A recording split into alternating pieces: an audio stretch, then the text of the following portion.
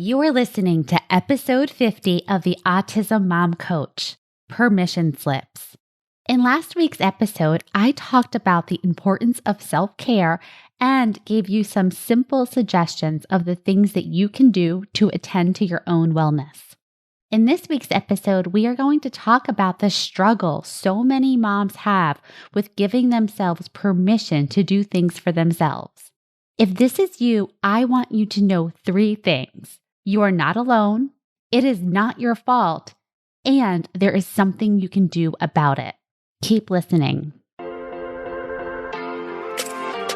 Welcome to the Autism Mom Coach, a podcast for moms who feel overwhelmed, afraid, and sometimes powerless as they raise their child with autism. My name is Lisa Candera. I'm a certified life coach, lawyer, and most importantly, I'm a full-time single mom to a teenage boy with autism. In this podcast, I'll show you how to transform your relationship with autism and special needs parenting. You'll learn how to shift away from being a victim of your circumstances to being the hero of the story you get to write. Let's get started. Welcome to episode 50 of the podcast. I am so glad you're here and I hope you are doing well. I am recording this episode in the beginning of February, and as of today, we have been in a holding pattern for about 3 months. The waiting, the in-between, the what's next. It can be really stressful and frustrating. So I am trying to direct all of this extra energy that I have into things I enjoy, like Bikram yoga. I love being in a ridiculously hot room in the middle of winter and just being present with the things that are good and that are working now. My son is participating in an adaptive skiing program, and that has been amazing. And while he is at the mountain skiing, that gives me time to read and to relax. And as I do things to relax and to just have time for myself, I reflect on, why don't I always do this? Now, it would be easy to say, well, it's because I have a child with autism. It's because I'm a single mom who works full time. But these aren't really the reasons. I was not always full-time parenting. There were years when I split time with my son's father. And even then, when I wasn't with my kiddo, I was spending time focused on him. I would spend weekends at Lakeshore Learning, buying a ridiculous amount of educational products and setting up storyboards in my living room and laminating everything I could find. All time I could have devoted to myself, but no, it just didn't feel right to me because I believed that I always needed to be doing something for my kiddo. And so that's what I want to talk about today. And this is really a continuation of last week's episode where I talked about the big mistake we make is focusing all of our time, energy, and resources on our children to the exclusion of ourselves. The second part of that is that even when we do have the time or we could make the time, we don't. We don't give ourselves permission to enjoy ourselves or to do something that's not in service of other people. I see this in my own experience and I see it all the time with my clients. And it's a really interesting paradox. On one hand, my clients are the CEOs of their family businesses. Whether they are stay-at-home moms or full-time working outside of the home moms, whether they are married or single, whether they have one child or multiple children, they are doing it all. They control the family calendar, they make the appointments, they find the therapist, they receive the phone calls from school. They are the decision makers. They have, take, or assume a tremendous amount of authority over decisions for the benefit of others. They are the bosses, yet they completely delegate their authority to make decisions for themselves to the people in their lives. They are looking outside of themselves for someone else to tell them it is okay to take a break, to go on the retreat, to hire a sitter, to sign up for the coaching, to go out with your friends. So why is this? In my opinion, it is not because they have a child or children with autism. Autism and all of the extra that comes with it may be a factor, but it's not the reason. What all of these women have in common, the single, married, and adoptive moms, the moms with multiple neurodivergent children, the moms with one neurodivergent children, the moms who are therapists, teachers, business owners, the moms who are in their 30s, their 40s, and their 50s. What they all have in common is that they are women, and women are socialized to put others before themselves. And as mothers, this message is on steroids. Mothers who are fueled with coffee and the ever-present hum of anxiety as they do more and more and more for others are rewarded with societal approval, while the mothers who take time for themselves are viewed as selfish. I mean, they could be doing something else for someone else and they are choosing not to. Even if you do not consciously believe or agree with this, it is nearly impossible that you have not internalized these messages. Of course you have. They are in the air that we breathe.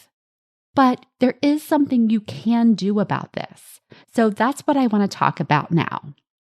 First, notice the thoughts that you are having that are resulting in you delegating responsibility for yourself to others. Thoughts like, it is selfish. My child needs me. I could be doing the laundry. Next, separate yourself from the thought. Externalize it. You are not your thoughts. You are the thinker of your thoughts. And mind trip, your thoughts aren't even yours. You weren't born with these. These were fed to you by society, your upbringing, your environment, your socioeconomic status, your race, your religion, your gender, your sex, all of it. You were not born with these thoughts. They came to you from outside influences. So externalize it. I am having the thought that. This is a simple way of separating you from the sentence in your brain. And then finally, decide how you want to relate to the thought. This is a concept that I learned in ACT, that's acceptance and commitment therapy, which is one of the modalities that has been really useful with OCD. So instead of trying to change a thought immediately, because maybe that's not available to you, or maybe it's not even realistic, like thoughts come into our brains, it happens. And so even if you don't agree with the thought, you don't want to think of it, well, really, the more you think of it, the more you will think of it. It's like the, idea of like, don't think about white panda bears and like, that's all you think about. Anyhow, you're going to have thoughts, but you can decide how you want to relate to them. And so just picture this. So remember Lord of the Rings, there was Gollum and he had the precious, the ring that he would covet. He like had it in his hand and he would stare at it and he would like play with it and he would marvel at it. It's like you have the decision of whether you want to hold your thought like you're precious or do you want to hold it like a cactus? Okay.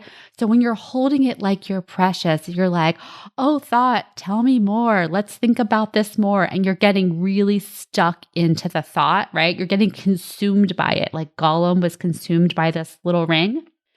Or you're holding it like a cactus, very carefully away from your body so it does not stick you, and you are carefully considering it. You can do this same exercise with your thoughts. You can just observe them. Oh, look, here it is. Of course, I'm having this thought that I don't have time or it's selfish. My mom would say that all of the time or whatever it is for you, right? I've been having this thought for years. I see this all the time in the Instagram posts from other moms who are always burnt out, who are always feeling overwhelmed, who are always doing something. Of course, I would think it's selfish that I would do something for myself. This is how you hold a thought like a cactus and you observe the thought without attaching to it. This gives you the opportunity to decide how you want to relate to this thought on purpose. Whereas when you're holding the thought like you're precious, it's like you are getting consumed by the thought, and then in comes all of the, the thought friends, right? All the other negative thoughts, all of the catastrophizing. Like that's what happens when we hold tightly to a thought that is not serving us. We just find more evidence of it. This is a really simple concept, but putting this in practice is not easy. We have years of social conditioning and default thinking that we are coming up against. So it's actually easier to do the thing, to do the laundry, to attend to the child, than to do hand-to-hand combat with your brain, your default negative thinking of how it's always been, of how it should be. But it is possible. And you don't have to do this alone. This is what I do with my clients every day in my one-on-one coaching program. So if you are ready to relate differently to the thoughts in your life that are keeping you stuck and in pain, now is the time to sign up for my one-on-one coaching program. You can do that by going to my website, theautismmomcoach.com, select Work With Me, and you can schedule a consultation right on the website. All right, that's it for this episode. I will talk to you next week. Thanks for listening to the Autism Mom Coach. If you want more information or the show notes and resources from the podcast, visit theautismmomcoach.com. See you next week.